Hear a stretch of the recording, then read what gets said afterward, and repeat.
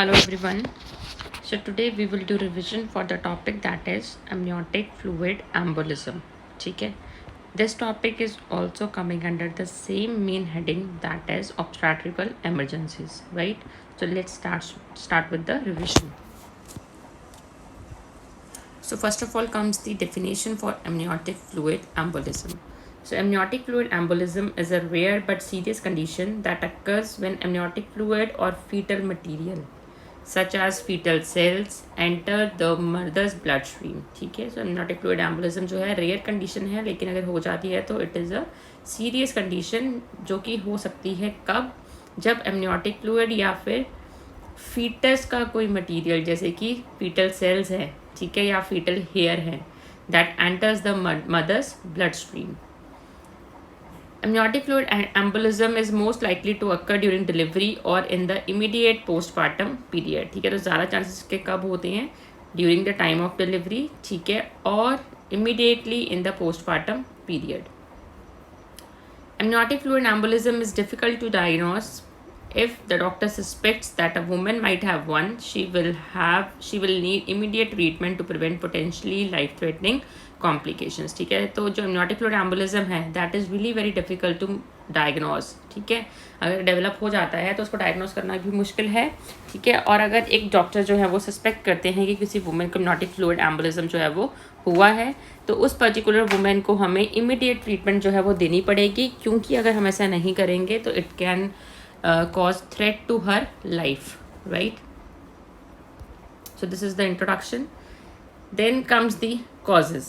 So amniotic fluid embolism occurs when amniotic fluid or fetal material enters the mother's bloodstream. So amniotic fluid embolism जो होता है वो कब होता है? जब amniotic fluid जो है, ठीक है, या फिर fetus का कोई material है, यानी कि fetal के cells हैं या fetal के hair हैं, they enters the mother's bloodstream. So likely cause is a breakdown in the placental barrier such as from trauma. ठीक है. तो cause क्या होगा इसका कि जो placental barrier होता है वो breakdown हो जाता है, और वो placental barrier किस वजह से breakdown हो सकता है? Maybe it can be due to some kind of injury or trauma. ठीक है. So when this breakdown happens, the immune system responds by releasing products that cause an inflammatory reaction. तो जब ये placental barrier जो है वो breakdown होता है, तो जो उस particular woman का immune system है वो respond करता है, ठीक है, ऐसे केमिकल्स जो है वो रिलीज़ करेगा जिससे कि इन्फ्लामेशन जो है वो कॉज होगी. ठीक है. और उसकी वजह से, ठीक है, एबनॉर्मल क्लॉटिंग जो होगी मदर के अंदर, मदर की लंग्स के अंदर और उसकी ब्लड वेसल्स के अंदर जो है वो होनी स्टार्ट हो जाएगी. So this particularly occurring due to the activation of the immune system. ठीक है. So this can result in a serious blood clotting disorder such as disseminated intravascular coagulation. So DIC class में बहुत बार आपको बताया गया है इस टॉपिक के बारे में. ठीक है. सो ये जो एबनॉर्मल क्लॉटिंग मदर की लंग्स में या ब्लड वेसल्स में अराइज होती है, ठीक है, it will cause this particular condition that is DIC, disseminated intravascular coagulopathy. So disseminated intravascular coagulation में क्या होता है? पहले बॉडी के सारे क्लॉटिंग फैक्टर्स जो होते हैं वो यूटिलाइज हो जाते हैं. सो एक ऐसी स्टेज आती है जब सभी के सभी क्लॉटिंग फैक्टर्स जब ख़त्म हो जाएंगे, ठीक है, तब पेशेंट के अंदर ब्लीडिंग फेज स्टार्ट होता है. तो उसके जो ऑर्गन्स होते हैं उसमें से फिर अब ब्लीडिंग होना शुरू हो जाता है. So this happens in DIC. Then, however, amniotic fluid embolisms are rare, and it's likely that some amniotic fluid commonly enters the mother's bloodstream during delivery without causing problems. And it's not clear why in some mothers this leads to amniotic fluid embolism. ठीक है.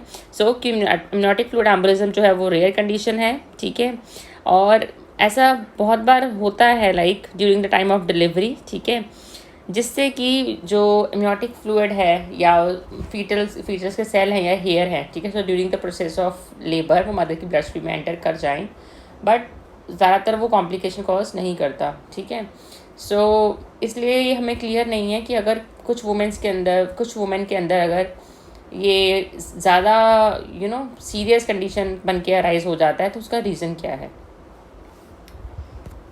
So next comes, इसी के अंदर है वो causes में ही कि कैसे कैसे ये जो है किस किस फेज़ में ये जो प्रोसेस है इसका वो अक्कर होता है. ठीक है. So it is described as a biphasic response. Biphasic response है ये phase 1 and phase 2. So phase 1 में क्या होता है, जो बायोकेमिकल्स होते हैं that are released after the entry of amniotic material has entered causes severe pulmonary artery vasospasm. ठीक है, तो जो बायोकेमिकल्स हैं, ठीक है, ये जो बायोकेमिकल्स हैं ये रिलीज़ होते हैं जब एमनियोटिक मटेरियल जो है वो रिलीज़ होता है, मतलब मदर की ब्लड स्ट्रीम में जब ये एंटर होता है तो मदर की ब्लड के अंदर बायोकेमिकल्स होते हैं वो रिलीज़ होते हैं, जिससे कि पल्मोनरी आर्टरी वेसोस्पाज्म होगा and ultimately it will lead to pulmonary hypertension. Then pulmonary hypertension है तो that will lead to increased right ventricular pressure and eventually which will cause right ventricular dysfunction. ठीक है, और ये जो फेज 1 है it usually last for 30 minutes. ठीक है, ये क्या बोलता है 30 मिनट्स के लिए। देन आ गया phase 2, so left ventricular failure and pulmonary oedema. ठीक है, फेज 2 के अंदर क्या होगा, it will cause eventually it will lead to left ventricular failure and pulmonary oedema. ठीक है, देन ये जो बायोकेमिकल मीडिएटर्स हैं they lead to this condition that is DIC, that is disseminated intravascular coagulopathy which leads to massive haemorrhage and this particular condition. ठीक है, सो DIC में भी आपको बताया क्या होता है, पहले बॉडी के सारे जो क्लॉटिंग फैक्टर्स होते हैं वो यूटिलाइज हो जाती है और एक टाइम आता है कि अब क्लॉटिंग फैक्टर्स जो है वो ख़त्म हो गए हैं बॉडी के पास। ठीक है, और मदर को हैमरेज जो है वो स्टार्ट हो जाती है ऑर्गन से। ठीक है,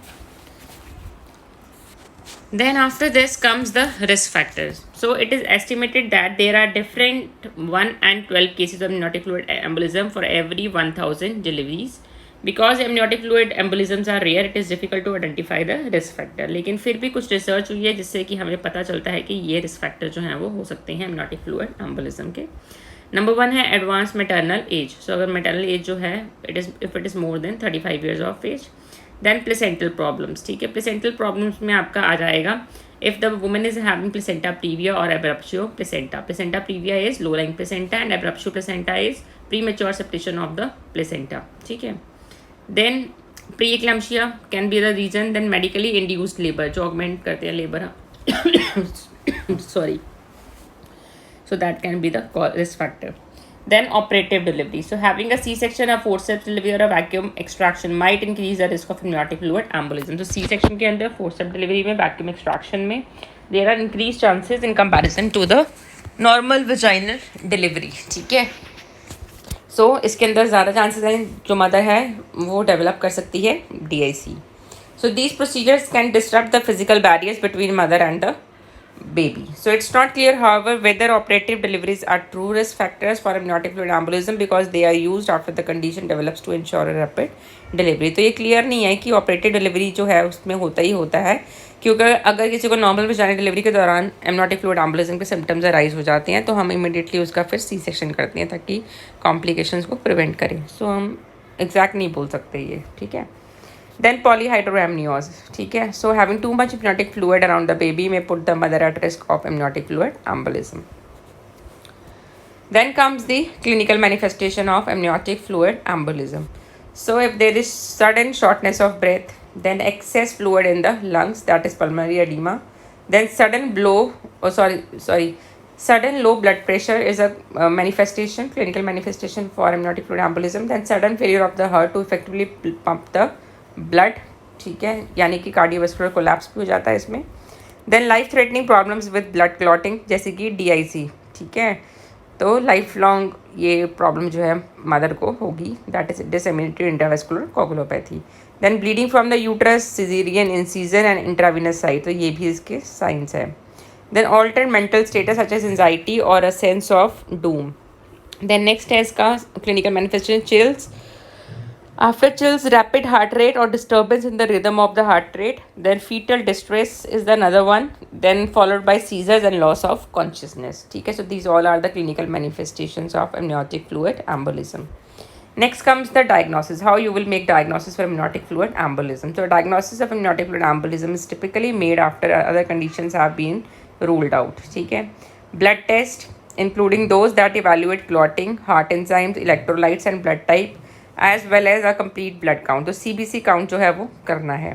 देन ECG करेंगे। ठीक है, ECG shows tachycardia, ST segment and T wave changes and findings consistent with right ventricle strain. ठीक है, then we can also go for pulse oximetry to check for the amount of oxygen in the blood.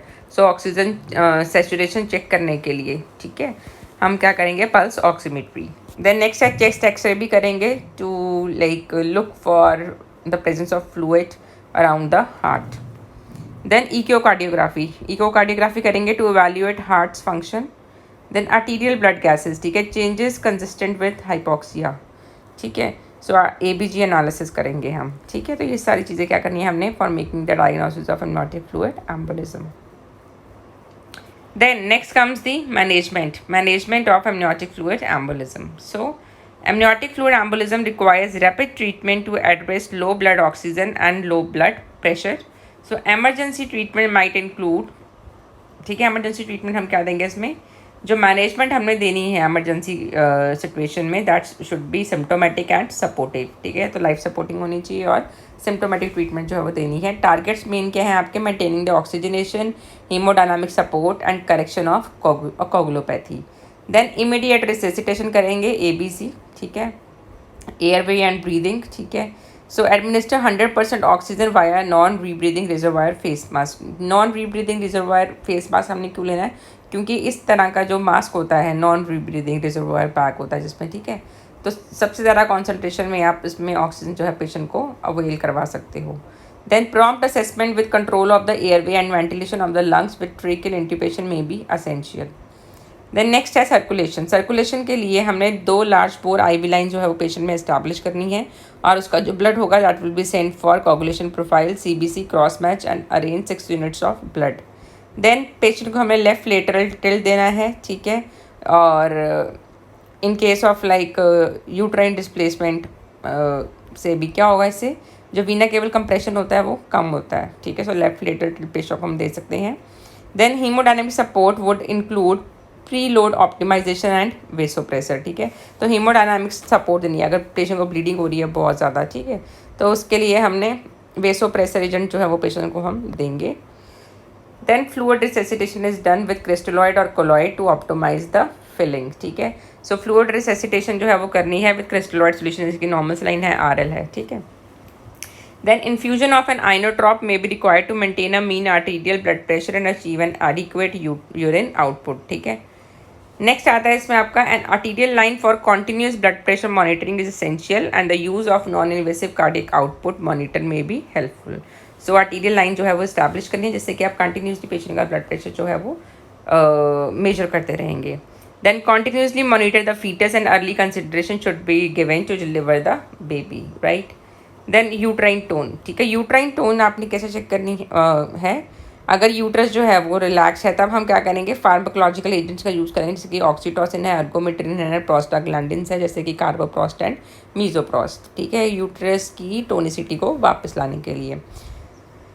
Then we will focus on the blood clotting, ठीक है, coagulation हमने करवानी है, तो हम क्या करेंगे, ब्लीडिंग ज़्यादा हुई है पेशेंट को, तो वी विल यूज़ प्लाज्मा, ठीक है, cryoprecipitate and platelets to be guided by clinical condition of the patient and laboratory investigation. तो ये सब चीज़ें जो है वो हमने इन्फ्यूज़ करनी है पेशेंट को depending upon the amount of loss of the same.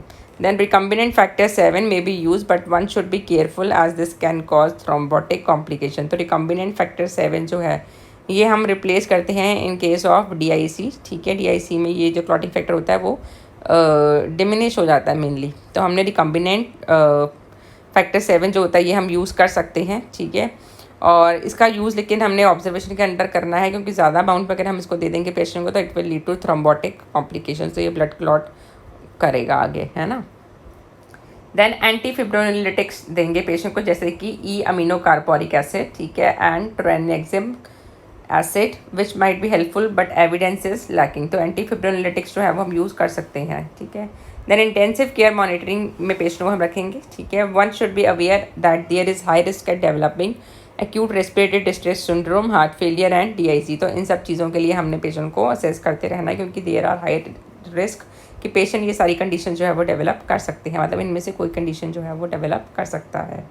Then supportive treatment patient को देनी है। सपोर्टिव में अगर उसको ब्रीदिंग डिफ़िकल्टीज़ हैं, ठीक है, मतलब patient is not able to maintain the breathing pattern by herself, तो वेंटिलेट पेशेंट को करेंगे। आइनोट्रॉपिक सपोर्ट पेशेंट को देंगे और हेमेटोलॉजिकल सपोर्ट पेशेंट को देंगे। And in some cases steroids may be of use. Right. Then next आता है लास्ट इसमें आपका कॉम्प्लिकेशन, एमनियोटिक फ्लूइड एम्बोलिज्म के कॉम्प्लिकेशन जो हैं वो क्या रहेंगे। सो कॉम्प्लिकेशन जो हैं, ब्रेन इंजरी हो सकती है। So low blood oxygen can cause permanent severe neurological damage और ब्रेन डेथ। देन नेक्स्ट है lengthy hospital stay. So women who survive an amniotic fluid embolism often require treatment in the ICU and depending on the extent of their complications might spend weeks or months in the hospital। ठीक है। सो अगर patient को amniotic fluid embolism develop हो जाता है तो हो सकता है उसको ICU में हमें लेंदी स्टे देनी पड़े। ठीक है। देन मैटरनल डेथ के चांसेस जो हैं वो भी इंक्रीज हो जाते हैं with this. Then infant death. So the baby is at risk of brain injury और death. Prompt evaluation and delivery of the baby improves survival. So thank you so much for listening. ठीक है, so this is all about the topic that is amniotic fluid embolism. I hope this revision session is clear to all of you. But still, if you are having any doubts, please feel free to ask your queries at any time. Thank you so much for your attention.